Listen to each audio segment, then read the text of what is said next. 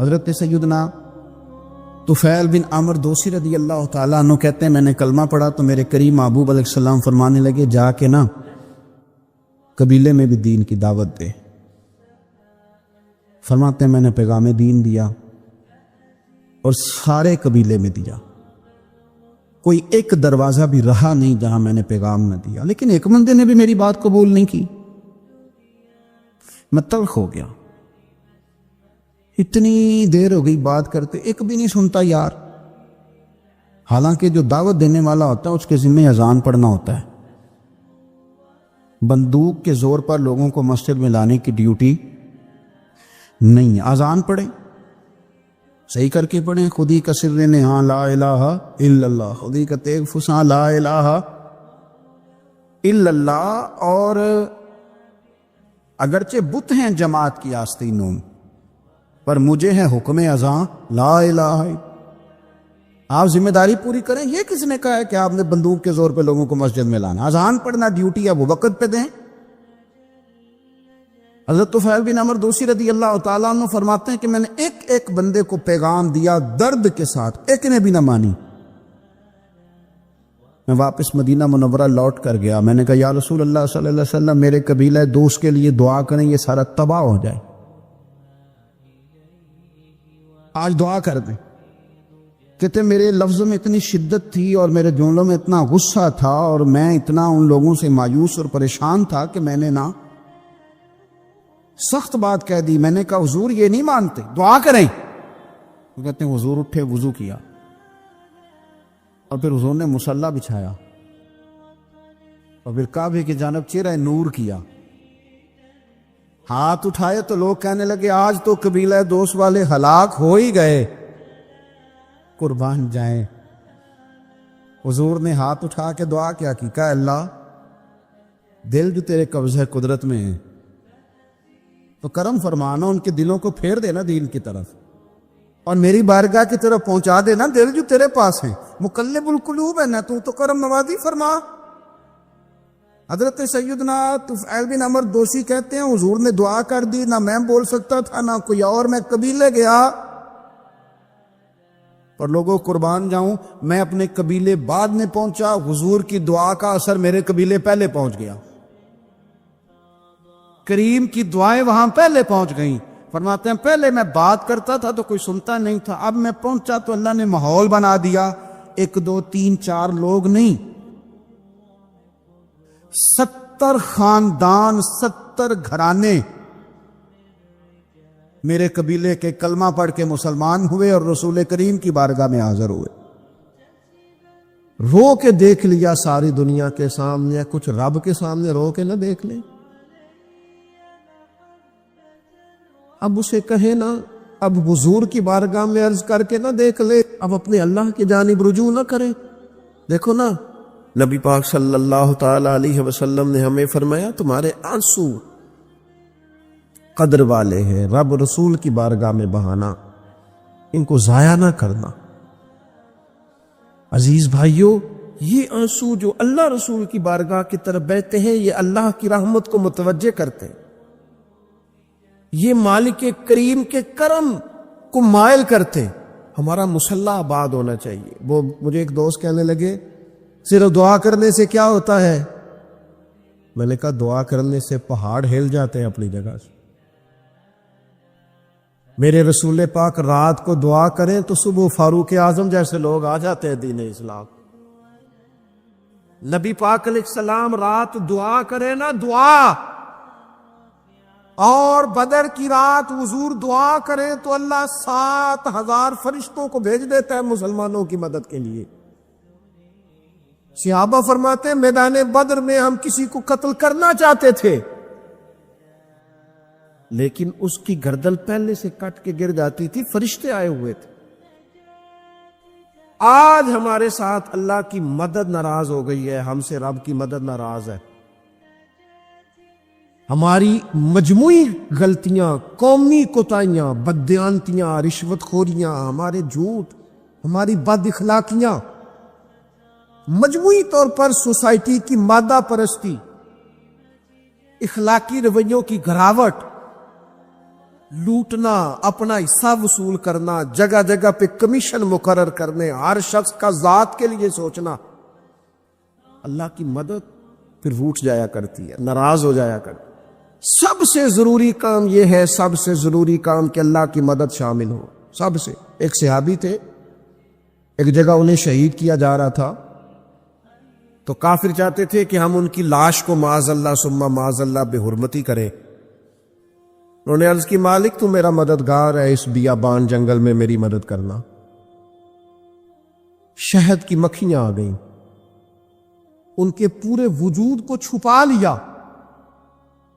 کوئی چیز قریب آئی نہیں، اور لوگ کہتے ہیں مکھی اٹھ کے بیٹھے تو زخمی کر دیتی ہے، لیکن وہ اٹھ کے گئی تو وجود پہلے سے زیادہ تر و تازہ تھا۔ اللہ نے محفوظ کر لیا وجود ان لوگوں کا، اللہ نے حفاظت فرمائی، اللہ کی مدد شامل تھی، اللہ کی مدد۔ ایٹم بم تم نے بنا لیے، ہتھیار تم نے سجا لیے، دولتیں تم نے جمع کر لی، بڑے بڑے تم نے ادارے قائم کیے، اب ایک کوشش اور بھی کرو، رب رسول کی بارگاہ میں رو تاکہ تمہیں اللہ کی مدد بھی ملے، تمہارے اندر حوصلہ بھی پیدا ہو، تمہارے اندر شعور بھی بلند ہو، اپنی ذات سے اٹھ کر سوچنے کی تمہیں طاقت بھی میسر آئے۔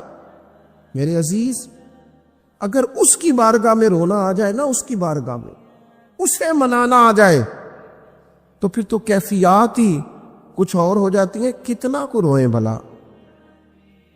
حضور فرماتے ہیں بہت لمبا تم نہ بھی نہ رونا، اگر مکھی کے یا مچھر کے پر کے برابر بھی تمہارے آنسو نکل گئے نا، میں اب اس سے زیادہ کیا آپ کی بارگاہ میں بات عرض کروں۔ حضور فرماتے ہیں ایک مکھی اور مچھر کے پر کے برابر بھی تیری آنکھ سے آنسو نکل آیا، شرط یہ ہے نکلے ریاکاری کے لیے نہیں، نکلے اللہ کی رضا کے لیے، اس کی خشیت میں نکلے۔ فرمایا اگر مکھی کے پر کے برابر بھی تو رو پڑا تو اللہ تعالیٰ تیرے لیے دوزخ سے آزادی لکھ دے گا۔ اور نبی پاک صلی اللہ تعالی علیہ وسلم نے بیان فرمایا ہے، حضور فرماتے جو اللہ کے خوف سے رو پڑے نا، جس طرح بھینس بکری گائے کے تھنوں سے نکلا ہوا دودھ دوبارہ تھنوں میں نہیں نہ جاتا،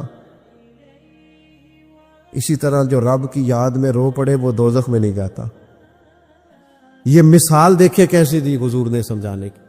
اگر کبھی رونا آئے اس کے لیے تنہائی کا انتخاب کرے، مجمع میں نہیں۔ ایک بندے کو حضرت عمر نے مجمع میں روتا دیکھا تو فرمایا یہ کام تو اکیلے میں کرتا تیرے لیے برکت والا ہوتا، تیرے آنسو نکلے، تیرے رخساروں پہ بہے۔ اور شیر خدا تو شیر ہے نا، حضرت مولا علی شیر خدا فرماتے اگر تیری آنکھوں سے کبھی آنسو نکلے نا اللہ کی یاد میں، حضور کی محبت میں، تو فرمایا ان آنسوؤں کو پوچھنا نا، ان کو چہرے سے صاف نہ کرنا، یہ تو آنسو اس قابل ہے کہ تیرے رخساروں پہ رہے، یہ تو روشنی ہے تیرے چہرے کی، ان کو پوچھنا نا۔ حضرت علی رضی اللہ تعالیٰ عنہ نصیحت کرتے ہیں انہیں رہنے دے، یہ آنسو بڑا قیمتی ہے، یہ نکلا تیری آنکھ سے ہے پر کسی کا ہو کے نکلا ہے، نکلا تیری آنکھ سے ہے پر کسی کے لیے نکلا، نکلا تیری آنکھ سے ہے پر اس نے تجھے بتایا ہے کہ تیرے وجود میں، تیری دھڑکنوں میں، تیرے جذبات میں کسی اور کا بھی حصہ ہے۔ یہ رب رسول کی رضا کے لیے چھلکا ہے۔ جب لوگ تانے دیتے ہیں، جب لوگ تکلیف دیتے ہیں، جب آپ بالکل ٹھیک چل رہے ہوتے ہیں، جب آپ محنت کر رہے ہوتے ہیں، جب آپ مخلص ہوتے ہیں، جب آپ جد و جہد کر کر کے تھک جاتے ہیں، اور لوگ جب پوری طور پر تانا زنی کرتے، باتیں سننے کو جب ملتی ہیں، میں دیانتداری سے کہتا ہوں جب لوگ پوری طرح دل توڑ دے پھر کوئی سجدے کا مزہ ہے، پھر کوئی دعا کی لذت ہے، پھر کوئی چسکا ہے اس کی بارگاہ میں حاضری کا، پھر کوئی تڑپ پیدا ہوتی ہے اس کیفیت میں۔ وہ جب لوگ آپ کو پوری طرح تکلیف دے اور سارے اسباب ظاہری ختم ہو جائے، وہ جو لذت ہے نا اللہ کی بارگاہ میں جڑنے کی، وہ تعریف والوں کو کئی دفعہ نصیب ٹوٹے دلوں میں تو رب ملتا ہے، نہ بچا بچا کے تو رکھ اسے، تیرا آئینہ ہے وہ، یہ شکستہ ہو تو عزیز تر ہے، نگاہ آئینہ ساز میں میرے عزیز طے کرے کہ اپنی ضمیر کے مطابق فیصلے ہوں گے، اللہ رسول کی رضا پانے کا کام ہوگا، اور اس تعریف سے نکل آئیں گے ہم کہ لوگ ہمارے بارے میں کیا کہتے ہیں۔ میں عرض کر چکا ہوں کہ داتا علی اجویری رحمۃ اللہ علیہ فرماتے ہیں کہ نبی پاک علیہ السلام کو صادق کہتے ہیں، امین کہتے ہیں، صلہ رحمی کرنے والا کہتے ہیں، اور جب کہا لا الہ الا اللہ پڑھو تو پھر جادوگر، پھر معاذ اللہ شاعر، پھر کچھ اچھا وہ یہ سارا کچھ کہتے رہے تو کیا حضور شام کو بیٹھ کے حضرت صدیق اکبر کے پاس یا گھر میں سیدہ خدیجہ کے پاس یہ تبصرے کرتے تھے معاذ اللہ کہ دیکھو جی لوگ بات ہی نہیں سنتے، دیکھو توجہ ہی نہیں کرتے، دیکھو میرے جادو حضور، یہ تبصرے کرتے؟ وہ جس طرح بچہ آگ کے قریب بار بار جاتا ہے اور ماں ہاتھ پکڑ پکڑ کے روکتی نہیں، غصہ نہیں کرتی، اس کا خیال ہوتا ہے اسے پتہ ہی نہیں یہ جل جائے گا، یہ رات کو بیٹھ کے تبصرے نہیں ہوتے تھے، بلکہ اللہ کا قرآن کہتا ہے اللہ کا باقی النفس کا، کہ محبوب کیا آپ اپنی جان پر کھیل جائیں گے؟ اللہ یکون مؤمنین، اس بات پر کہ یہ ایمان کیوں نہیں لاتے؟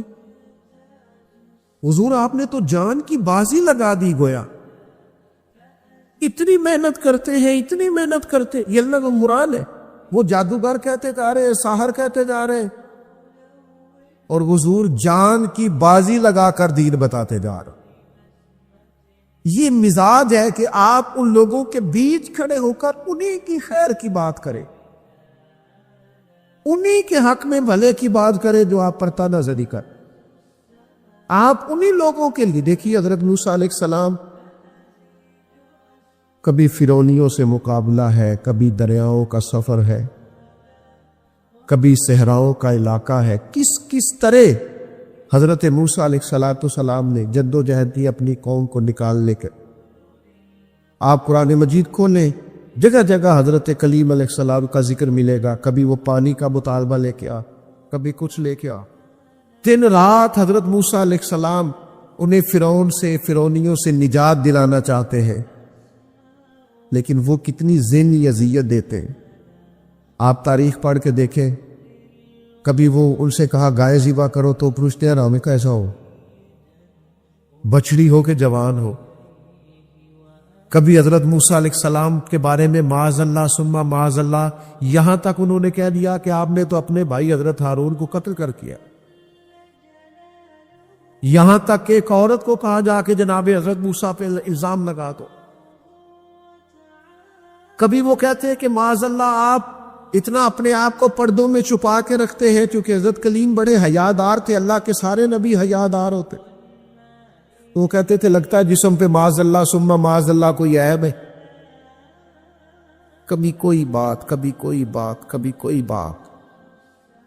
لیکن آپ حضرت کلیم کو دیکھیں، وہ جہاں بھی رب کی بارگاہ میں عرض کرتے ہیں اپنی امت، وہ اپنی قوم کی خیر ہی وان، وہ اللہ کی بارگاہ میں یہی عرض کرتے ہیں مالک ان کے لیے ہدایت کے راستے واضح۔ یہاں تک ان کی قوم نے کہہ دیا معاذ اللہ، یہ اللہ کا قرآن فرماتا ہے، آپ سورہ آراف پڑھ کے دیکھیے، وہ کہنے لگے اے موسیٰ ہمیں تو آپ سے پہلے بھی آپ کی وجہ سے تکلیف پہنچی، معاذ اللہ آپ کے بعد بھی آپ کی وجہ سے تکلیف پہنچی، وہ آپ کی ولادت کی خبر معروف ہوئی تو فرعون نے ہمارے بچے قتل کرانے شروع کر، تو آپ کے تو آنے سے پہلے ہمیں تکلیفیں پہنچ رہے۔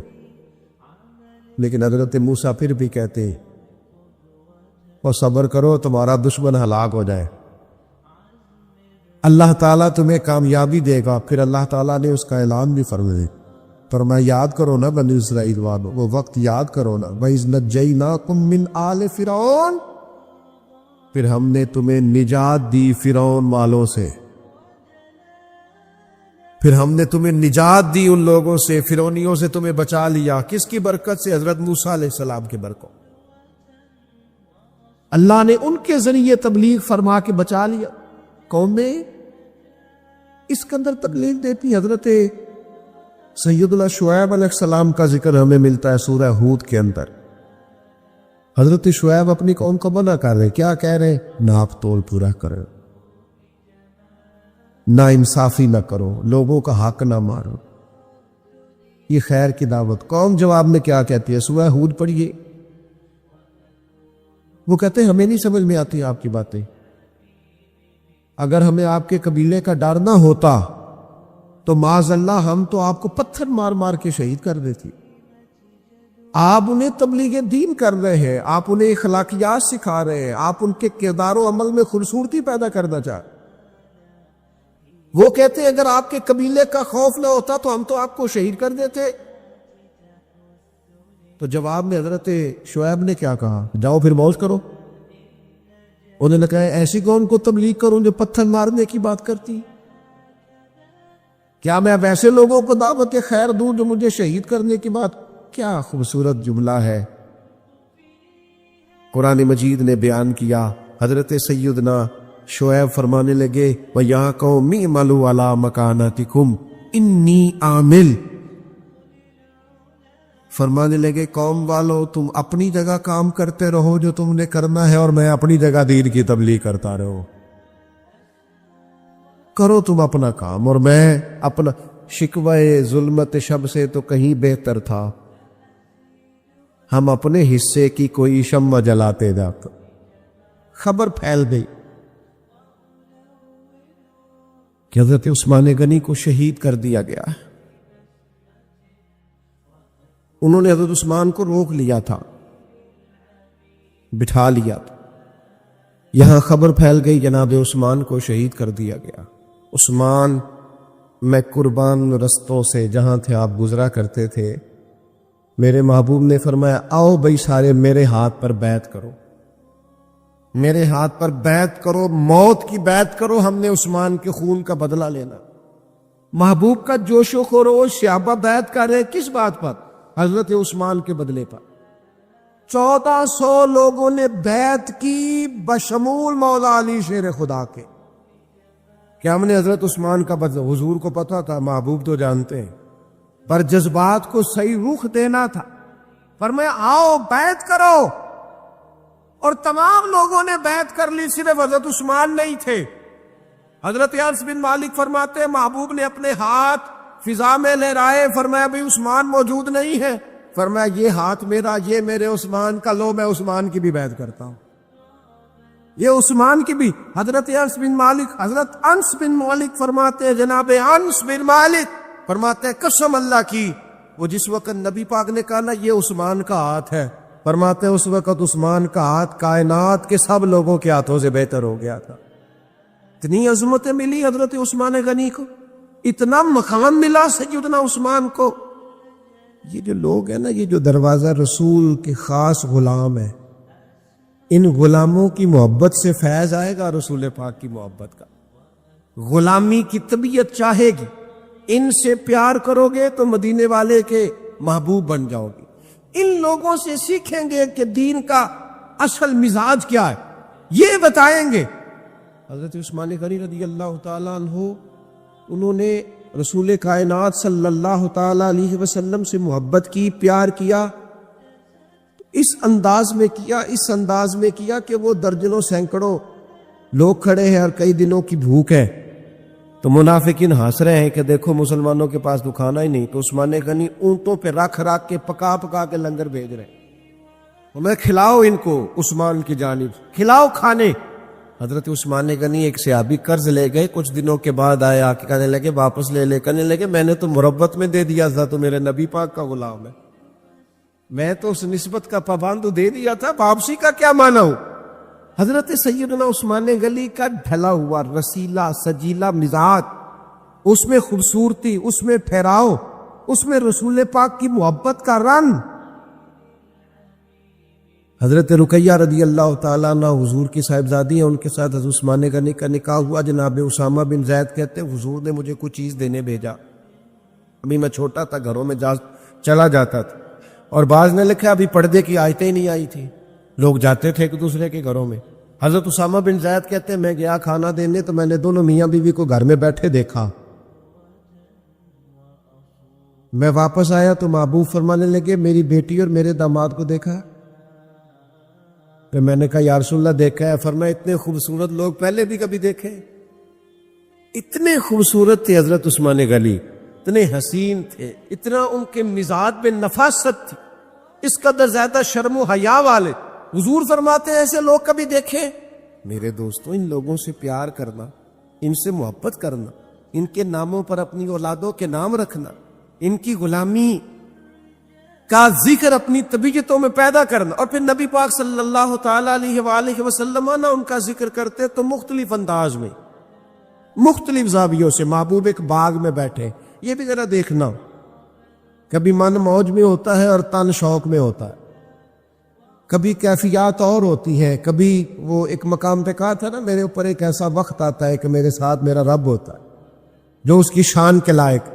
تو نبی پاک علیہ السلام پر گویا وہ جو حضور فرماتے ہیں نا، میرے ساتھ ایک ایسا وقت آتا ہے جب میرے ساتھ میرا کریم مالک کرم نوازی فرماتا ہے، وہی آتی ہے یا کلام کرتا ہے۔ تو محبوب پاک صلی اللہ تعالی وسلم تشریف فرمایا، جناب ابو موسیٰ اشعری رضی اللہ تعالیٰ عنہ فرماتے ایک باغ میں حضور بیٹھے تھے، تو میری حضور نے ڈیوٹی لگائی باہر دروازے پر۔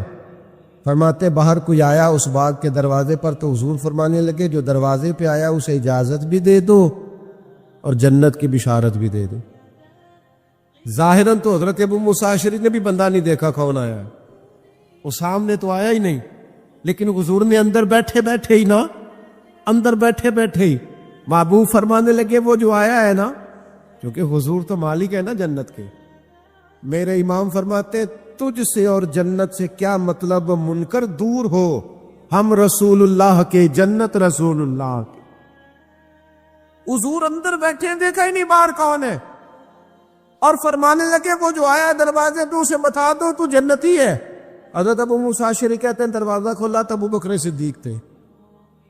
یہ دیکھو کن کے نام جنت الاٹ ہوتی ہے، اور بار بار انہی کا قرآن نکل آتا ہے، انہی کے تذکرے ہونے لگتے ہیں، انہی کا ذکر۔ سیدنا صدیق اکبر فرماتے ہیں تھوڑی دیر کے بعد پھر کوئی دروازے پہ آیا، حضور فرمانے لگے اسے اجازت بھی دے دو اور جنت کی بشارت بھی دے دو۔ یہ سیاستہ میں حدیث موجود ہے۔ فرماتے ہیں میں جو گیا دروازہ کھولا تو دروازے پہ فاروق اعظم تھے۔ سیدنا ابو موسیٰ اشعری کہتے ہیں دروازے پہ دستک ہوئی تو میرا پھر نہ دھیان لبھائے مبارکہ کی طرف ہی تھا، وہ زبان جس کو سب کن کی کنجی کہے، جس کو سب کن کی کنجی کہے، اس کی نافذ حکومت پہ لاکھوں سلام۔ پھر دروازے پہ دستک ہوئی تو کریم فرمانے لگے دروازہ کھولو اور اس بندے سے کہو تم پر آزمائش بھی آئے گی، پر یہ بتا دو تو ہے جنتی، تمہیں آزمائشیں دیکھنی پڑیں گی، تکلیفیں آئیں گی، فتنے آئیں۔ کہتے میں دروازے پہ گیا تو سیدنا عثمان غنی موجود۔ میرے دوستو ان لوگوں کے بارے میں کبھی تشکیک کا شکار نہ ہونا، کسی شرارت کرنے والے کی شرارت کے پیچھے نہ چلنا۔ میرے نبی پاک علیہ الصلوۃ والسلام نے تو پہلے خبر دی تھی کہ حضرت عثمان غنی پر فتنے آئیں گے، آزمائشیں آئیں، اور صحیح روایت میں موجود ہے خبر دی تھی۔ حضرت عثمان غنی رضی اللہ تعالیٰ عنہ کا تو وہ مقام و مرتبہ ہے، وہ شان ہے کہ ان کی شہادت کی خبر بھی رسول پاک نے دے دی۔ فرمایا یہ شہید ہوگا عثمان، شہادت تک کی خبر۔ حضور کو پیار ہے نا سیدنا عثمان۔ نبی پاک صلی اللہ تعالی علیہ وآلہ وسلم احد پہاڑ پہ گئے تو احد پہاڑ کانپنے لگا۔ کون تھا حضور کے ساتھ؟ حضرت صدیق اکبر تھے، سیدنا فاروق اعظم تھے، اور حضرت عثمان غنی تھے۔ احد پہاڑ کانپنے لگا۔ ویسے ہمارے بزرگ فرماتے کانپ نہیں رہا تھا، اسے پتہ چلا محبوب آیا تو وجد کر رہا تھا، وہ نہ ذرا وجد کر رہا تھا، سرور میں آ گیا، وہ کانپنے لگا۔ محدثین نے لکھا ہے کانپنے لگا، اس میں حرکت آئی، اور جب وہ حرکت کر رہا تھا، کانپ رہا تھا، وجد کر رہا تھا، تو حضور پتہ کیا فرماتے ہیں احد سے؟ یہ باتیں ہم سنتے ہیں، کبھی ان کا مزہ تو لے کے دیکھو، پھر غور کرو۔ حضور ہے پہاڑ پہ، حضرت عمر ہے، سیدنا ابو بکر ہے، حضرت عثمان ہے، حضور پہاڑ پہ ہے، پہاڑ کانپا ہے، وجد کیا ہے، حرکت کی ہے۔ حضور پتہ کیا فرماتے ہیں احد ٹھہر جا، تیرے اوپر ایک نبی ہے، ایک صدیق ہے، 2 شہید ہیں۔ وہ تو دیکھ تو صحیح، مقام دیکھ، اعزاز دیکھ، احترام دیکھ، تیرے اوپر ایک نبی ہے، ایک صدیق ہے، اور 2 شہید ہیں. دنیا میں بڑے شہید ہوئے، اور اس شہید کا مرتبہ بھی جانتے ہو جسے حضور نے شہید کہا. ایک تو یہ ہے نا پراپوگنڈے پر لوگ بڑے لوگوں کو شہید کہتے ہیں، اور جنہیں حضور کی زبان اطہر شہید کہے، نبی پاک جنہیں شہید کہے. رسول پاک علیہ السلام نے فرمایا 2 شہید ہیں. تو 2 شہید کون تھے؟ ایک حضرت عمر فاروق، ایک حضرت عثمان غنی. اور پھر نبی پاک نے میری شہادت کی خبر نہیں دی، حضور نے یہ بھی بتایا ان کا مقام کیا ہوگا، ان کو ملے گا کیا. اللہ کے حبیب صلی اللہ تعالی علیہ وسلم فرمانے لگے ایک تو شہادت ہے، اور شہید کو جنتی، اور صحابی ویسے ہی جنتی، اور پھر عشرہ مبشرہ، اور پھر خلفائے راشدین، اور پھر سیدنا عثمان غنی، اور پھر شہادت کا اعزاز. یہ ساری نسبتیں تو اپنی جگہ، لیکن رسول کریم صلی اللہ تعالی علیہ وسلم ارشاد فرمانے لگے ہر نبی کا کوئی نہ کوئی رفیق ہوتا ہے، اور فرمایا میرا رفیق عثمان غنی ہے، وہ بھی جنت میں. یہ جنت میں میرے رفیق ہوں گے، میرے ساتھ ہوں گے سیدنا عثمان غنی رضی اللہ تعالیٰ عنہ. رسول اللہ صلی اللہ علیہ وسلم نے ان کی عظمتوں کو بیان کیا. ان کا جو حضور کے ساتھ غلامی کا رشتہ ہے، جو نبی پاک علیہ السلام کے ساتھ وفا کا رشتہ ہے، ہر مقام پر، ہر موقع پر، جس طرح سیدنا عثمان غنی اپنی خدمات لے کے حاضر ہیں، پیش ہیں، ہر جگہ موجود ہیں، حضور کا ان پر اعتماد ہے. بہت گہری محبت ہونی چاہیے امت کو حضرت عثمان غنی سے. بہت زیادہ وارفتگی اور شوق ہمارے دل میں ہونا چاہیے سیدنا عثمان غنی کا، اور اس قدر احترام سے ہمیں لوگوں کے تذکار اپنی اگلی نسل تک منتقل کرنے چاہیے کہ وہ لوگ ان کی. دیکھیں نا آج سب سے بڑا مسئلہ نوجوان نسل میں کیا ہے؟ جو چیز ہمیں سب سے زیادہ اپنے بچوں میں پیدا کرنے کی ضرورت ہے وہ شرم و حیا ہے، وہ سنجیدگی ہے، وہ معاملہ فہمی ہے، وزاداری ہے، وہ وقار ہے، وہ متانت ہے، سنجیدگی ہے. ہماری آنے والی نسل ان خوبیوں کا شکار ہو جائے. تو میں سمجھتا ہوں کہ جو لوگ اپنی آنے والی نسل میں وقار پیدا کرنا چاہیں، سنجیدگی پیدا کرنا چاہیں، ان کے اندر وہ وزاداری لانا چاہیں، شرم و حیا لانا چاہیں، سب سے زیادہ ضروری ہے کہ حضرت عثمان غنی کی سیرت انہیں سکھائیں. یہاں لوگوں کے پاس پیسہ آتا ہے تو پیسہ بڑا بندے کو بااعتماد کر دیتا ہے، تو بہت سارے لوگ پھر وہ بڑی بڑی عجیب و غریب معاملات میں نہیں چلے جاتے. اللہ ماشاءاللہ چلے، سب کی بات نہیں کرتا، ڈھیر سارا طبقہ دولت کے نام پر مختلف قسم کی معاذ اللہ عیاشیوں میں لوگ مبتلا ہو جاتے. حضرت عثمان غنی کو اللہ نے اتنا مال عطا فرمایا، لیکن پھر بھی جھکی ہوئی نظریں، پھر بھی پیکرے شرم و حیا، پھر بھی وہ اپنے گھر کے اندر غسل کر رہے ہیں تو پھر بھی تہمت باندھ کے غسل کر رہے ہیں. فرماتے مجھے اپنی آنکھوں سے بھی حیا آتی، میں کوئی ایسا کام نہیں کرنا چاہتا جو حیا کے معنی ہو. ان کے مزاج کے اندر ایسی حیا تھی کہ ان کا کردار حیا بانٹتا تھا. کچھ لوگ ہوتے ہیں نا کہ جو کسی ایک مخصوص چیز کو سخت ناپسند کرتے ہیں. حضرت عثمان غنی رضی اللہ تعالیٰ عنہ انتہائی وزادار، شرم. آج میری سوسائٹی میں زو مانا باتیں پھیلائی گئی، غلط باتیں کی جاتی، ایسی باتیں، اور ایسے لوگ اس سطح پر اتر کر باتیں کرتے ہیں جن کے منہ سے اچھی بھی نہیں لگتی کہ یار آپ اپنی وزاداری دیکھیں، آپ نے کتنی کمزور بات کر. بچوں کے بیچ بیٹھ کر، دوستوں کے بیچ بیٹھ کر آپ نے اتنی چھوٹی بات کر دی. آپ نے صرف 2 لمحوں کے لیے لوگوں کو ہنسانا تھا، لیکن آپ نے حیا کا ہی خیال نہیں رکھا.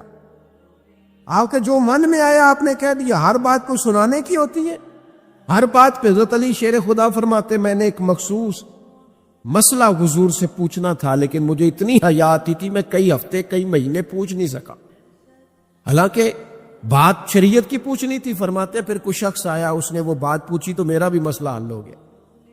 مزاج میں جب شرم و حیا ہوتی ہے، اور فرمایا جب بندہ بے حیا ہو جائے پھر جو مرضی کرے، پھر تو لوگ باپ کو مذاق کرتے ہیں، پھر تو اپنے بزرگوں کو مذاق کرتے ہیں. لہجوں کا سنجیدہ ہونا، متانت، وزاداری، وقار، ہر جگہ ہر بات نہیں کی جا سکتی. لہذا انسان کو اپنی ہر حیثیت کا خیال ہونا چاہیے. حضرت عثمان غنی کے مزاج کے اندر جو حیا کوٹ کوٹ کے بھری ہوئی تھی. نبی پاک علیہ السلام آرام فرمائے, بڑی معروف روایت ہے, اور تھوڑی سی پنڈلی مبارک سے چادر مبارک کٹی ہوئی ہے. حضرت ابو بکر آئے, حضور لیٹے رہے, عمر آئے, لیٹے رہے. سیدہ عائشہ کہتی ہیں عثمان غنی آئے. اچھا ایک بات یہاں, حضرت عمر مزاج کی جلالی ہے, جناب عثمان تو ٹھنڈی طبیعت کے آگے, لیکن ان کے مزاج کے اندر وہ جو ایک الگ وزاداری ہے, ان کے مزاج کے اندر وہ جو اس معاملے کے اندر بہت زیادہ سنجیدگی ہے. دروازے پہ تس تو کوئی کون ہے دروازے پہ؟ حضور میں عثمان غنی. فرمایا ذرا رکو. سیدہ کہتی ہیں حضور اٹھ کے بیٹھے. اللہ کرے آپ سمجھیں یہ حضور کی شفقت ہے غلام کے لیے, یہ محبوب کی. اور چھوٹے تو خیال رکھتے ہی ہیں بڑوں کی, یہ پسند ہے یہ پسند ہے, لیکن اگر محبوب کریم اتنا کرم کرے, اپنے غلام کی چاہت کا خیال کرے, تو پھر بات بھی دیکھیں اور پھر اس غلام کی شان بھی دیکھیں. نبی کریم صلی اللہ تعالی وسلم نے فرمایا ذرا رکو. حضرت عثمان غنی رک گئے, محبوب اٹھے, پہلے اپنی چادر مبارک کو ٹھیک کیا, اور پھر حضور نے فرمایا اب آ جاؤ. بات چیت ہوئی, سیدنا عثمان تشریف لے گئے, باقی بھی چلے گئے. تو سیدہ عائشہ صدیقہ کہتی میں نے عرض کی حضور ابو بکر صدیق بھی آئے, فاروق اعظم بھی آئے, اور عثمان غنی. یا رسول اللہ آپ نے کہا رکو, اور رکے, پھر آپ نے اپنی تہمت کو سمیٹا. تو کریم نے کیا فرمایا؟ حضور فرمانے لگے عائشہ جس سے فرشتے بھی حیا کرے. اوئے ہوئے, فرمایا جس سے فرشتے بھی حیا کرے, میں نہ اس سے حیا کروں. فرشتے عثمان غنی سے حیا کرے, فرشتے. سیدنا عثمان غنی سے تو فرشتے حیا کرے, حضور حیا کرے, پھر وہ بڑا بے حیا نہیں جو عثمان غنی کا حیا نہ کرے, بڑا بے حیا ہے جو سیدنا عثمان کا حیا نہ کرے. حضرت عثمان غنی کے بارے میں حضور نے فرمایا ان سے تو فرشتے بھی حیا کر کے. ایک بات آپ کو بتاؤں, یہ میری بات یاد رکھنا, اس کو کبھی نہ بلانا. جو اپنوں سے دلیل مانگتا ہے نا وہ اپنا ہوتا ہی نہیں. اپنوں سے دلیل مان لی اس نے, بغیر دلیل کے, بغیر حیل و حجت کے. یہ ایک بات ہے, میں اس کو سمجھاؤں گا نہیں, نہ کھولوں گا, بس کہہ کے گزر جاؤں گا. اس کو سمجھ لیں اگر آپ کی سمجھ میں آئے تو. جس نے اپنوں سے دلیل مانگی نا, جس نے وضاحت مانگی, جس نے ثبوت مانگا, وہ اپنا تھا ہی نہیں. وہ کیا ضرورت پڑی تھی کہ وہ دلیل مانگتا, وضاحت پوچھتا. حضرت نجم الدین کبریٰ رحمت اللہ علیہ کے مرید تھے حضرت امام فخر الدین رازی. اتنے بڑے امام ہو کے ایک فقیر کے غلام تھے. تو فرماتے ہیں آخری وقت آیا تو شیطان آ گیا. میں اس کو کہتا تھا رب ہے, تو شیطان بھی تو بڑا عالم ہے نا, تو وہ دلیل توڑ دیتا تھا. فرماتے میں نے 360 دلیلیں دی, اس نے ساری توڑ دی. تو پھر میں نے اپنے شیخ کی طرف توجہ کی, میں نے کہا حضور کو نظر کرم فرمائے. تو شیخ نجم الدین کبریٰ فرمانے لگے اس بے ایمان کو کہہ دے میں اپنے رب کو بغیر کسی دلیل کے رب مانتا ہوں,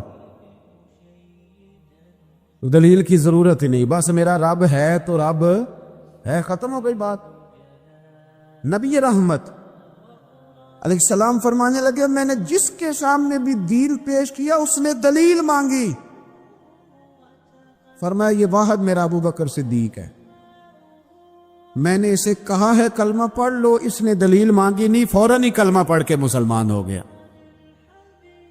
کوئی دلیل نہیں, کوئی معجزہ نہیں, کوئی طلب نہیں, کوئی شے نہیں. ساری زندگی مطمئن ہی نہیں ہو پائے لوگ, ساری زندگی اطمینان ہی نہیں ہو سکا. اس کو بھی سنا, اس کو بھی سنا, اس سے بھی سوال پوچھا, اس سے بھی پوچھا. بھائی تو نہیں, تو مطمئن ہونا نہیں چاہتا, تو بحث کرنے کے لیے علم سیکھ رہا ہے. اس نے عمل کرنے کے لیے سیکھنا ہوتا ہے, اس کو تو ایک حرف ہی بڑا کافی ہوتا ہے. تو ایک لفظ کی ضرورت ہوتی ہے, ایک جملے میں ساری زندگی لوگ گزار دیتے. حضرت ابو بکر صدیق رضی اللہ تعالیٰ عنہ نے بحث والا دروازہ نہیں کھولا. حضور نے کہا کلمہ پڑھو, تم نے کلمہ پڑھا, اور مسلمان ہو گئے. کوئی دلیل، کوئی وضاحت، کسی چیز کی کوئی حاجت ہے، ختم ہو گئی بات. اصل مسئلہ پتہ کیا ہے؟ جو لوگ سوچ سمجھ کے چلتے ہیں نا، تو سوچ کتنی ہے انسان کی، وہ کتنا کام دے. یہ جو وارفتگی ہوتی ہے نا، یہ جو محبت ہوتی ہے، یہ جو پیار ہوتا ہے، یہ زندگی کو آسان کر دیتا ہے. سوچنے سمجھنے کے دائروں سے آدمی نکل جاتا ہے. اس کا کام وہ کہتا ہے کہ میں نے سوچنا نہیں، میں نے ماننا ہے. میں نے رب رسول کی ذات کے بارے میں سوچنا نہیں، میں نے ماننا ہے. تو ماننے والے لوگ جو ہوتے ہیں وہ فائدے میں ہوتے ہیں. تو عمل کر رہے ہیں، بات مانی، عمل کیا. عقل کا بے شمار اور بے دریغ استعمال، اپنی چھوٹی عقل سے بڑے مسئلے حل کرنے کی کوشش کرنا، انسان کو نقصان دیتا ہے. بہت ساری جگہوں پہ وہ الجھ جاتا ہے. ہر جگہ عقل استعمال کرنا، لیکن رب رسول کے معاملے میں نہ استعمال کرنا، ورنہ نقصان ہو. عقل چھوٹی ہے اور اللہ رسول کی ذات بڑی ہے. کبھی بھی اس دائرے میں بند کرنے کی کوشش نہ کرنا. جناب ابو بکر صدیق رضی اللہ تعالیٰ عنہ ہر معاملے. ایک حدیث بخاری کی، شاید میں نے پہلے بھی عرض کی تھی، لیکن چونکہ وہ عنوان کے لحاظ سے ایک بہت بڑی دلیل ہے، دوبارہ عرض کرتا ہوں. نبی پاک علیہ السلام نے 1500 کے قریب صحابہ سے فرمایا تھا کہ چلو عمرہ کرنے چلیں. 1500 کے قریب صحابہ تھے. حضور نے فرمایا احرام باندھو گئی، عمرہ کرنا ہے. حدیبیہ کے مقام پہ گئے تو قریش مکہ نے روک لیا، نہیں کرنے دیں گے. جب بات بہت آگے بڑھی تو پھر شرطیں لکھی گئی. شرطیں بڑی سخت ہیں کہ جو مسلمان مکے سے مدینے آئے گا، مدینے والے واپس کریں گے، اور اگر کوئی مسلمان مدینے سے مکے چلا گیا تو مکے والے واپس نہیں کریں گے. ہم ان کے لوگ دیں گے، وہ ہمارا بندہ دیں گے نہیں. یہ شرطیں تھی. صحابہ پریشان تھے. اب جب شرطیں طے ہو گئی، شرطیں بھی سخت ہیں، نبی کریم علیہ السلام نے فرمایا بھی احرام کھول دو، فلائٹ کل نہیں جانی، پرسوں نہیں جانی. یعنی ہم اس سفر میں عمرہ کر ہی نہیں رہے، احرام کھول دو. تو امام زرقانی کہتے ہیں سب لوگ پریشان تھے. سب سے پہلے حضرت ابو بکر صدیق اٹھے، سب سے پہلے اٹھے، اٹھ کے احرام کھولا. ایک شخص نے کہا آپ کو بڑی جلدی ہے، تو آپ فرمانے لگے جلدی والی بات ہی کوئی نہیں. حضور کے کہنے پر باندھا تھا، نبی پاک کے کہنے پر کھول دیا ہے،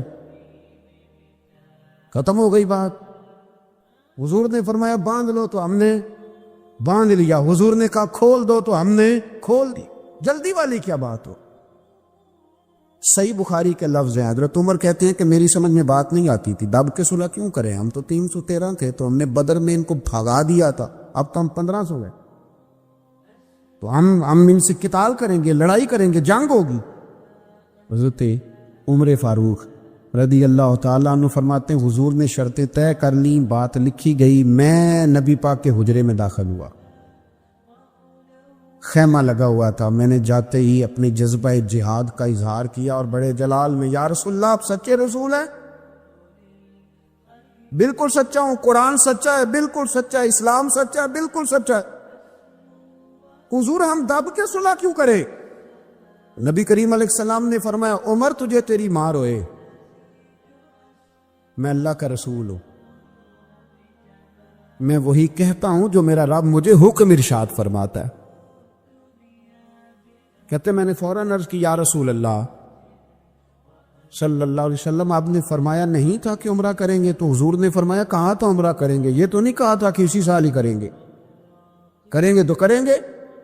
جناب عمر کہتے میں واپس تو آ گیا، پر وہ میرے اندر جو جذبہ جہاد تھا ابھی ٹھنڈا نہیں ہوا. چند قدموں کے فاصلے پہ ابو بکر صدیق کا خیمہ تھا.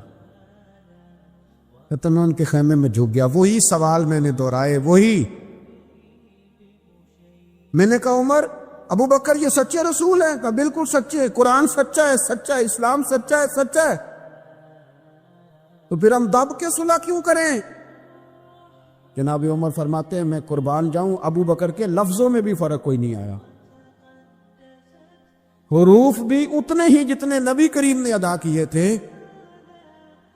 حضرت ابو بکر فرمانے لگے عمر تجھے تیری ماں روئے، وہ اللہ کے رسول ہیں، مرضی سے بات نہیں کرتے، وہی کہتے ہیں جو رب انہیں حکم ارشاد فرماتا ہے.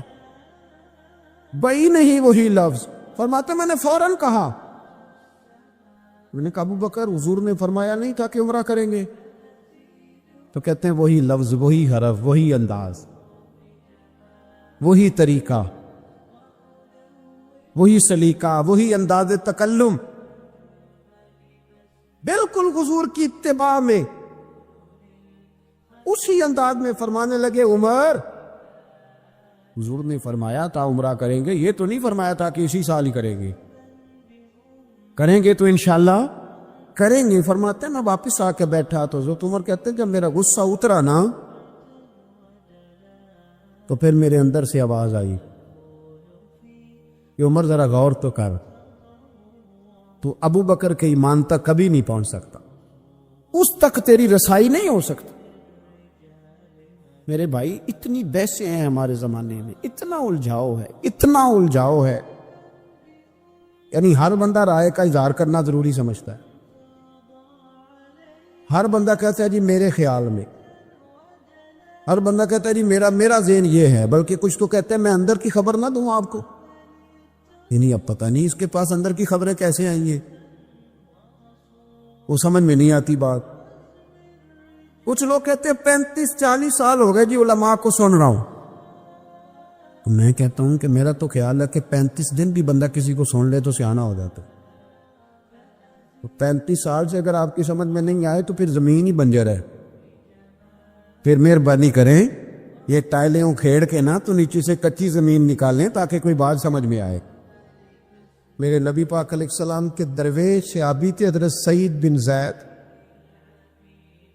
رضی اللہ تعالیٰ عنہ، فقیر فاقہ مست. حضرت عمر رضی اللہ تعالیٰ عنہ کے قریبیوں میں سے تھے. ایک عورت نے الزام لگا دیا زمین کے قبضے کا. میں کیسے آپ سے کہوں کہ جب لوگ کسی ایسے شخص پر جس نے زندگی ساری دیانتداری سے گزاری ہو، لوگ الزام لگاتے ہیں نا تو یہ بھی نہیں سوچتے ہم بات کس کے بارے میں کر رہے ہیں. کھلی ہوئی زبان ہوتی ہے، جو مرضی کہہ دیتے ہیں. حضرت سعید ابن زید پر الزام لگا دیا. اتنا بڑا آدمی، محبوب کا صحابی، اور عورت پہ الزام لگا دیا.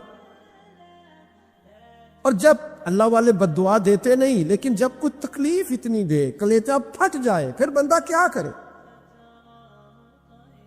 وہی بات کہ اب وہ کچھ کہہ نہیں سکتے تھے، ایک عورت پر کس طرح کوئی بات ہو سکتی تھی. دونوں ہاتھ اللہ کی بارگاہ میں اٹھائے، یہ صحیح حدیث میں موجود.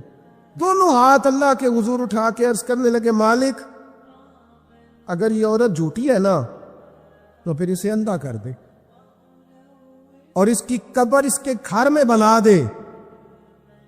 صحابہ فرماتے ہیں کہ حضرت سعید ابن زید کا تو وصال ہو گیا، زمانہ گزر گیا، لیکن ہم نے پھر اس بی بی کو اندھا ہوتے دیکھا ہے. پھر اس کے گھر میں کنواں تھا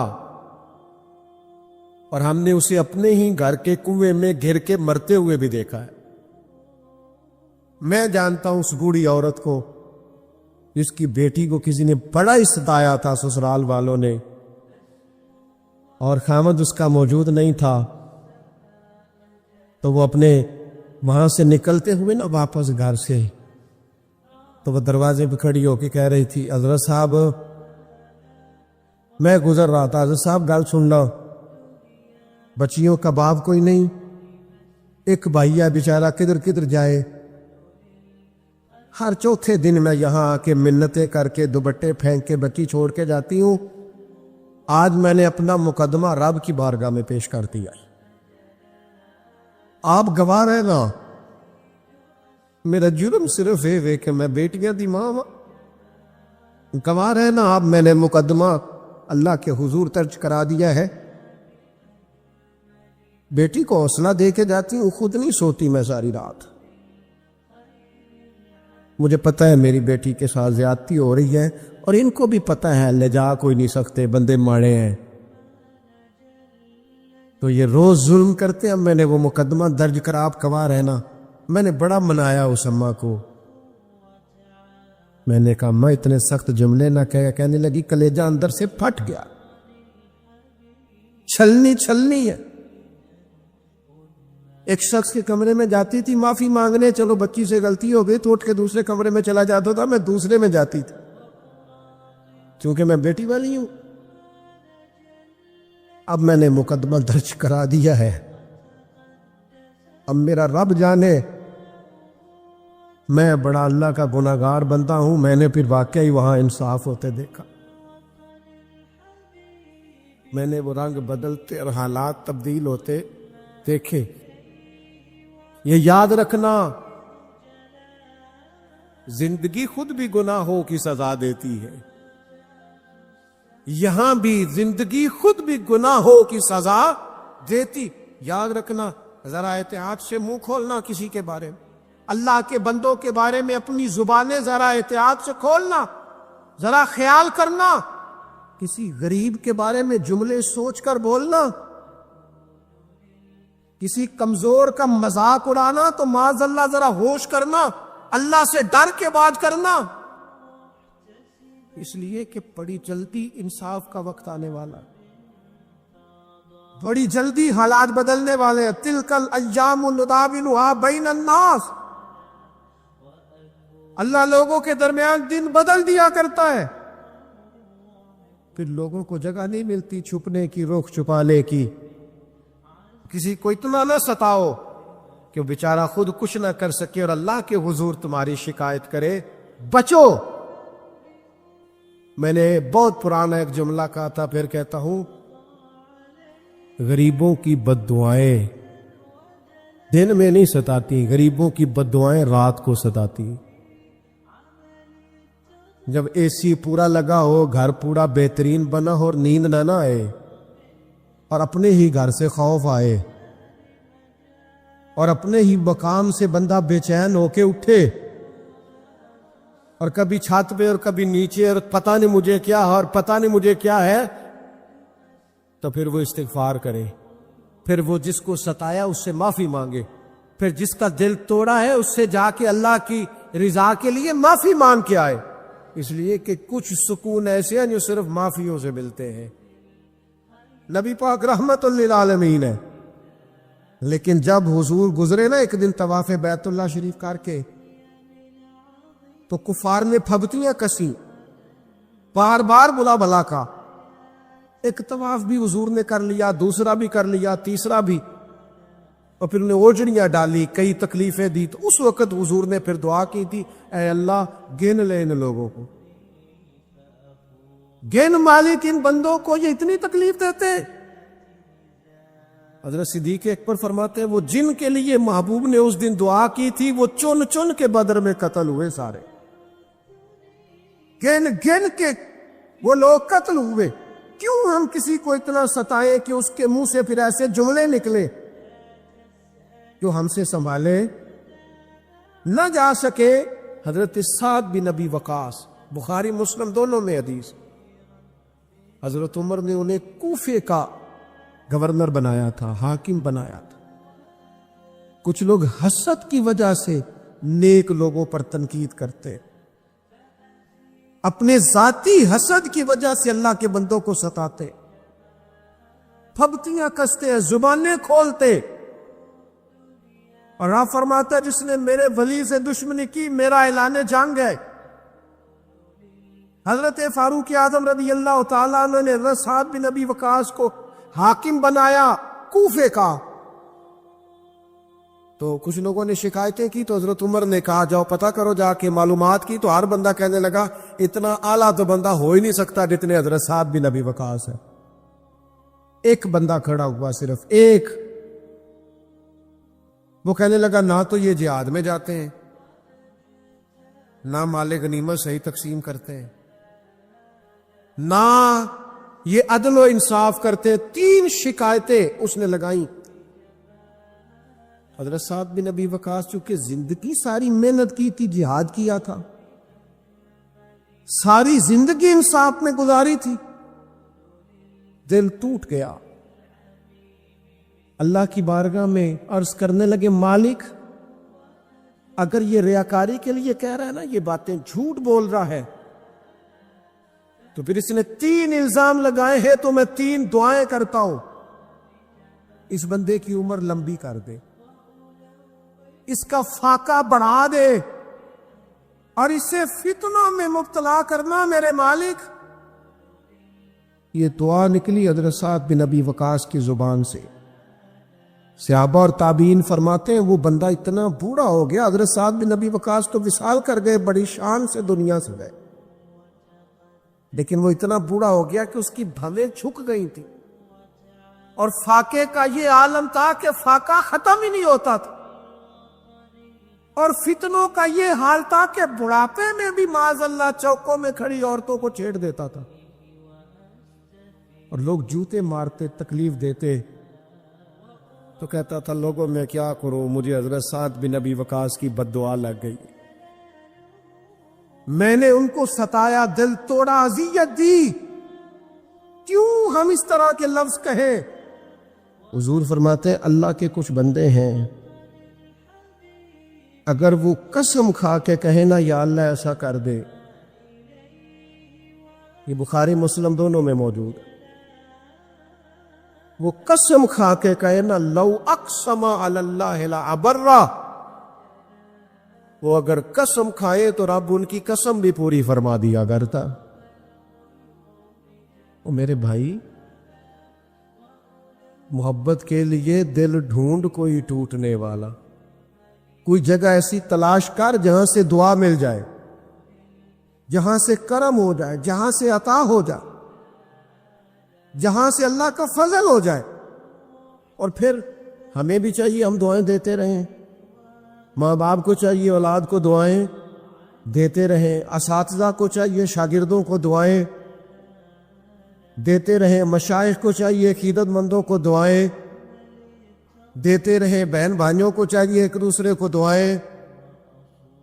چلے آپ آمین کہے، اب آپ نے انکار نہیں کہ سارے دعا مانگے، یا اللہ ہمارے بھائیوں کو ہم سے زیادہ عطا فرما،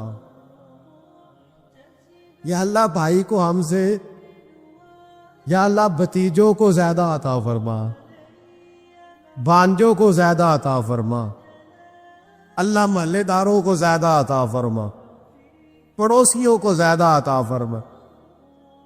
کہ مانگو نہ دعائیں، اس میں بھلا ہے، اس میں نفع ہے۔ اب جنہوں نے پریشان ہو کے آمین کا ہے وہ خوش ہو جائیں گے۔ نبی پاک علیہ السلام نے فرمایا جو دعا تو کسی کے لیے مانگتا ہے اللہ پہلے تیرے حق میں قبول فرماتا۔ لوگ خوش ہو گئے آپ لوگ۔ او بھائی دعا مانگے کسی کے لیے، بد دعا نہیں کرنی، کسی کے لیے بھی بد دعا۔ ہمارے ہاں نا ایک بہت بڑا طبقہ جذباتی لوگوں کا ہے۔ ہمارے ایک استاد کہا کرتے تھے جذباتی لوگوں سے دوستیاں نہیں کرنی چاہیے، جذباتی لوگوں سے تعلقات نہیں بنانے چاہیے، اس لیے کہ جس بندے کا اپنے اوپر کنٹرول ہی نہیں تو وہ کسی کے حق میں کیا کرے گا۔ وہ کہتے تھے جذباتی لوگوں سے بچو۔ او بھائی ہم بڑے جذباتی ہو جاتے ہیں، ذرا سی شدت آئی نہیں گھر میں لڑائی، اور لڑائی بھی کس سے؟ گھر والی سے، بد دعائیں شروع کر دی، اپنے آپ کو بد دعائیں دے۔ لڑائی کس سے ہو رہی ہے؟ بہن بھائیوں سے، بد دعائیں شروع کر دی۔ ماں باپ سے لڑائی ہوئی، بد دعا دے رہے، اور بڑی بڑی تلخ ہو کے، بڑی بڑی سخت ہو کے۔ او بھئی آپ کیوں ایسے جملے کہتے ہیں، کیوں سخت لفظ بولتے ہیں؟ صحیح مسلم میں حدیث ہے، نبی پاک علیہ السلام نے 3 چیزوں کا نام لے کے فرمایا نہ اپنے آپ کو بد دعا دینا، نہ اپنی اولاد کو بد دعا دینا، نہ اپنے مال کو بد دعا دینا۔ ایسا نہ ہو کہ جب تم وہ دعا کر رہے ہو تو وقت قبولیت کا، کبھی بھی اپنی اولاد کو، اپنے آپ کو، اپنے اموال کو بد دعا نہ دو۔ کیوں ایسے جملے بولتے ہو؟ یعنی غصے اور جلال میں بھی جب اپنے بچے کے لیے بات کرو تو پیار والی بات کرو، غصے میں، جلال میں، جذباتیت میں بھی بہن بھائیوں کے لیے، گھر والوں کے لیے، اپنے لیے بات کرو تو محبت والی بولی بولو، کبھی بھی اپنے لفظوں کو سخت نہ کرے۔ ہمارے ہاں 1 منٹ لگتا ہے، لوگ کہتے ہیں اللہ کرے میں مر جاؤں، اللہ کرے میں تباہ ہو جاؤں، اللہ کرے میں، او بھائی تو ٹھہر جا، اللہ تعالیٰ نے زندگی تجھے اپنے فضل سے عطا فرمائی ہے، تجھے کیا مصیبت بن گئی ہے؟ تو کہاں سے نکلا ہے؟ تو کہاں پہنچ گیا ہے؟ تو کیسے کہتا ہے میں مر جاؤں؟ تو اپنی جان کا مالک ہی نہیں۔ تو مالک ہوتا تو اپنی مرضی کے خاندان میں پیدا ہوتا، اپنی مرضی کی تاریخ کو پیدا ہوتا، اپنی مرضی کے ملک میں پیدا ہوتا۔ تو اپنی جان کا مالک ہی نہیں۔ مالک تو وہ ہے جس نے اپنی مرضی کی جگہ پہ پیدا کیا ہے، اپنی مرضی کا وقت دیا ہے۔ تو کیسے کہتے ہیں میں مر جاؤں؟ نہیں، تو مر سکتا، اپنی مرضی سے مرے گا تو خودکشی حرام ہے، اور رب رسول کے رستے میں مرے گا تو شہادت کی موت نصیب ہوگی، ہمیشہ کی زندگی ملے گی۔ وَلَا تَكُونُوا لِمَن يُقْتَلُ فِي سَبِيلِ اللَّهِ أَمْوَاتٌ۔ لہذا جذباتیوں کی بد دعائیں کرنا اور سخت بد دعائیں کرنا، میرے ابا جی بھینس کو بد دعا دینے سے بھی منع کرتے تھے، اور میں کبھی کبھی حیران، جب ہم نے یہ حدیثیں پڑھی نا بعد میں کہنا سا یار ان پڑھ بندے نے کتوں سبق لیا آج۔ جانور کو، بھینس کو وہ کسی وقت وہ تنگ آتے نا تو کوئی سخت لفظ کہتا تو کہتے نا بھائی مال نو بد دعا نہیں دئی دی، تو اس وقت تو مطلب سمجھ نہیں تھی کہ یار مال نو بد دعا نہیں دئی دی، ایڈی کیڑی میرا مطلب ہے مشکل ہے ان بندہ ماج نو بھی مندہ نہ آکھے۔ لیکن وہ جب روایات پڑھی بعد میں تو سمجھ آئی کہ کچھ علوم کتابوں میں ہیں، اور چونکہ مسلمان سینہ بسینہ آ رہے ہیں تو کچھ تربیتیں ایسی ہیں جو لفظوں میں تو نہیں، لیکن بڑے بوڑھوں نے جو سنا سیکھا ہے وہ اپنے پلے سے باندھا ہوا ہے، انہوں نے اپنی گرہ سے اچھی طریقے سے کر کے باندھا ہے، پر دعا نہیں، آپ دعا کریں، آپ اچھے لفظوں میں۔ اور کوئی بندہ مل جائے نا، میں ویسے نے کئی دفعہ کہا ہے پھر کہتا ہوں، آج کل نا کوئی میرے جیسے بندے کو چلو اونچی کرسی پہ بیٹھتا ہے، نماز پڑھاتا ہے، پگڑی باندھتا ہے، تو کوئی بندہ نیک سمجھ ملے تو دعا نہیں کراتا، فوٹو ہی لیتا ہے۔ پہلے لوگ دور سے آتے تھے تو آگے کہتے تھے دعا کرانے آئے، اب وہ کہتے ہیں بڑی دور سے چل کے آیا ہوں جی، بڑی مہربانی، تو کہتے ایک فوٹو مل جائے گی۔ اللہ کے بندے، ہم دعا دے رہے ہیں تو فوٹو لے رہا ہے۔ پھر ایک اور گل آج کل بڑی عام ہے، وہ کہتے جی ذرا یادگیری رہندی ہے، تو میں کہ غوث پاک دی تے کوئی فوٹو نہیں، سانو تے ہر ویلے یاد رہندے نے، کوئی فوٹو نہیں، ہمیں تو کبھی نہیں بھولے۔ خواجہ اجمیر کی کوئی فوٹو نہیں، ہماری نس نس میں آباد ہے۔ امام اعظم ابو حنیفہ کی کوئی فوٹو نہیں، لیکن ہم تو حنفی ہیں، ان کا نام لے لے کے جیتے ہیں۔ میرے حضرت صاحب کے ساتھ کوئی فوٹو نہیں، جرت ہی نہیں تھی، اتنے قابل ہی نہیں تھے کہ ساتھ کھڑے ہو سکے، وہ میرے گھر کبھی نہیں آئے، اور میں سمجھتا تھا گھر اس قابل بھی نہیں کہ اتنی بڑی ذات کو میں کہوں کہ تو میں کو جیتے دل بر سونا، اور کتنا سونا، او سونا تے رج کے سونا تے سونا جویں سویرا، میں کو جاتے رج کے کو جاتے کو جا جویں ہنیرا۔ کبھی اتنی ضرورت ہی نہیں کی، اتنی طاقت کے ساتھ کھڑے ہو کے کہے کہ میں تیرے برابر ہوں تو فوٹو بنا، اتنی ضرورت کبھی ہوئی نہیں۔ ان کیا کرے، دور بدلا، حالات بدلے، زمانہ بدلا، طور طریقے بدلے۔ وہ کبھی لوگ مشائخ کے پاس دعائیں لینے جاتے تھے، کہتے تھے ہم آئے ہیں کوئی دعا کرنے، وقت بدل گیا، 30 سیکنڈ کی ویڈیو رہ گئی۔ او خدا کے بندو، تھوڑا سا روحانی زندگی کی طرف آؤ، روحانی زندگی کی طرف۔ او بھائی دعائیں کرائیں، اپنے لیے گواہیاں پکی کریں، اپنی والدہ سے، اپنے والد سے، اپنے دادا سے، اپنے نانا سے، اپنی نانی سے، اپنی دادی سے، اپنے بہن بھائیوں سے، اپنے دوستوں سے، اپنے مرشد سے، اپنے استاد سے دعا کراؤ۔ ان سے کہو ایک دفعہ میرے لیے ہاتھ اٹھا دے اللہ کی بارگاہ میں۔ میں صحیح روایت پیش کرتا ہوں، میرے نبی کریم نے فرمایا تھا عمر فاروق سے، سیدنا عمر سے، قطعی جنتی عمر جن کا حضور جنت میں محل دیکھ کے آئے، نبی کریم نے فرمایا تھا عمر لوگ حج کرنے آئیں گے، جہاد کے لیے آئیں گے، اگر یمن والے لوگ آئیں اور تجھے ان میں سے میرا اویس کرنی مل گیا تو عمر اس سے اپنے لیے دعا کرا لینا، عمر اویس سے دعا کرا لینا، اسے کہنا تیرے لیے دعا کر دے۔ حضرت فاروق اعظم ڈھونڈتے رہے، ملاقات ہوئی سیدنا اویس کرنی سے، کہا دعا کر دے یار میرے لیے۔ تو ڈھونڈو، کوئی بیٹھا ہوا مجھے دور دعا دیتا ہے، میں ڈوبتا ہوں پر سمندر اچھال دیتا ہے۔ او بھائی، اپنے حق میں دعائیں التجائیں اللہ کے حضور۔ کچھ لوگوں کی عرض، میں آپ سے عرض کروں، کچھ لوگوں کو دعا لگ جاتی ہے۔ آپ کو جو آدمی بڑا چمکتا دمکتا اجلا نظر آئے نا، اس کا کبھی ماضی ٹٹولو گے نا تو کبھی کوئی اس کے گھر سے روٹی کھا گیا تو فقیر اور اس نے ذوق سے کھلائی تھی، کبھی پیچھے سے ٹٹولو گے تو کوئی روٹی کھا کے دعا کر گیا تھا، کوئی چند گھڑیاں دروازے پہ رہا تھا، اس نے نیکی کی تھی دعا کر گیا تھا۔ کبھی ٹٹولو گے ڈھونڈو گے تو بیمار ماں نے کسی کو دعا دی تھی کہ پتر اللہ تیرے اوپر فضل کرے، کسی کے بوڑھے باپ بیمار نے دعا دی تھی اللہ تجھے کسی کا محتاج نہ کرے، کسی نے دعا دی تھی۔ وہ دعا ہے جو اس کے دائیں بائیں آگے پیچھے چلتی ہے۔ حضرت مولا علی شیر خدا رضی اللہ تعالیٰ عنہ گرمیوں میں بھی موٹے کپڑے پہن کے پھرتے تھے۔ لوگوں نے کہا حضور سخت گرمی اور پھر آپ تو بڑے دلیر آدمی، جوان اور گرمیوں میں بھی موٹے کپڑے۔ فرمانے لگے نبی کریم نے دعا دی تھی کہ اللہ علی کو موسم کی شدت سے بچا کے رکھنا، موسم کوئی بھی ہو علی پہ اثر ہی نہیں کرتا، شیر خدا پہ اثر ہی نہیں ہوتا، موٹے پہن لوں پتلے پہن لوں، اللہ میرے جسم کو موسم کی شدت سے محفوظ رکھتا ہے۔ اپنے لیے دعائیں سمیٹ چکروں میں نہ پڑے، وہ جی صاحب کی اللہ سنتا ہے، کس نے کہا نہیں سنتا؟ لیکن کچھ ایسے ہیں جو ہاتھ اٹھا دینا تو رب کریم قبولیت سے فرماتے ہیں دیر نہ کرنا، ذرا جلدی جانا، قبولیت سے اللہ کہتا ہے۔ کچھ ایسے ہیں جو ہاتھ اٹھا دینا ہاتھ تو اللہ تعالیٰ مرحوم خورشید گیلانی سے اللہ تعالیٰ ان پر فضل کرے۔